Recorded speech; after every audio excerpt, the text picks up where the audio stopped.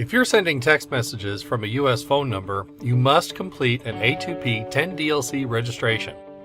A2P 10DLC combines application-to-person messaging with 10-digit long code phone numbers for effective communication, and compliance is now mandated by U.S. phone carriers to protect consumers, prevent message blocking, and ensure unhindered messaging. We've made it a virtual one-stop shop to complete your brand and campaign registrations. To begin your A2P registration, navigate to the sub-account you need to register for, click on Settings, click on Phone Numbers, select the Trust Center tab at the top, and in the A2P brand and campaign registration tile, click on the Start Registration button. There are several steps to get you from beginning to end with your registration. First, select the type of registration you're applying for. There are two options to choose from.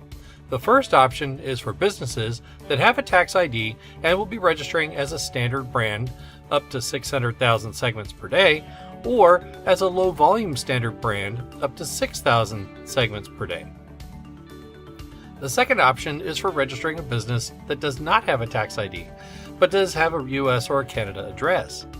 This would be used to register as a sole proprietor.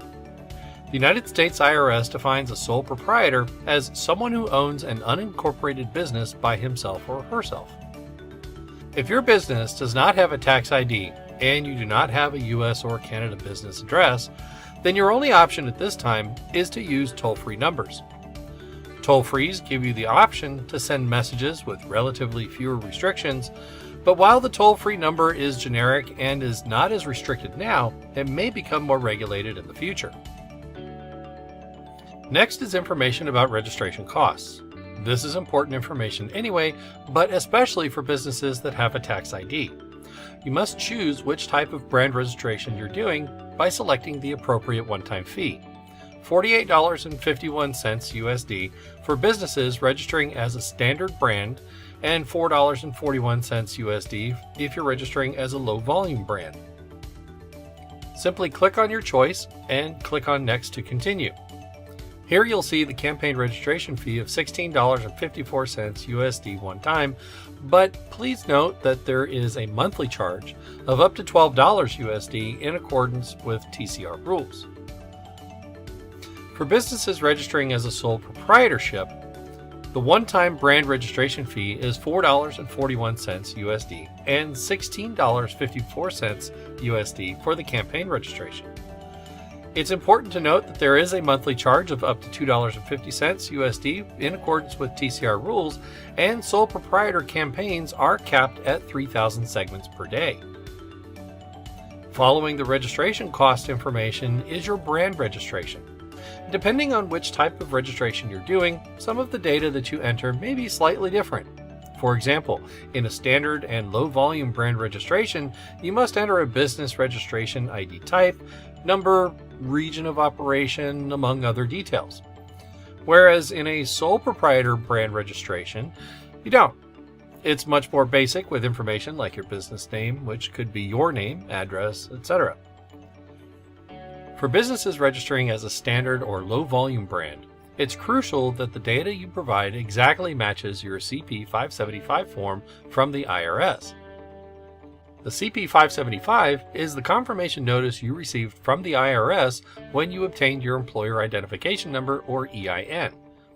For businesses outside the US, the information you provide should match the information on file with your country's taxing authority. Ensuring all of this data is consistent will help streamline the approval process. Remember, the more complete and accurate your business profile is, the higher the chances of approval. Lastly are the campaign registration pieces. A campaign is a specific use case or purpose for which you're sending messages. You might have different campaigns for marketing, notifications, or customer service. There are a variety of best practices that you should adhere to in order to secure approval for your campaigns. While it's not possible to cover all of them in this video, a help document linked in the description offers a comprehensive list. Now let's go ahead and fill in the fields for our campaign registration.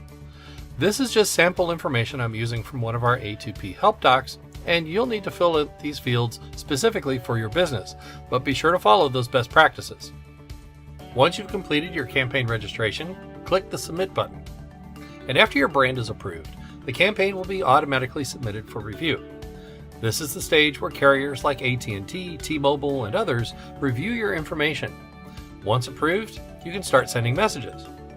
For sole proprietor registrations, keep an eye out for an SMS from TCR, Trust Center Registration, requesting your approval. Reply yes to give the green light for your brand to start messaging.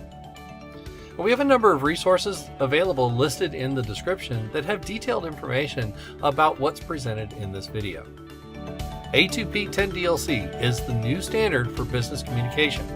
Register today.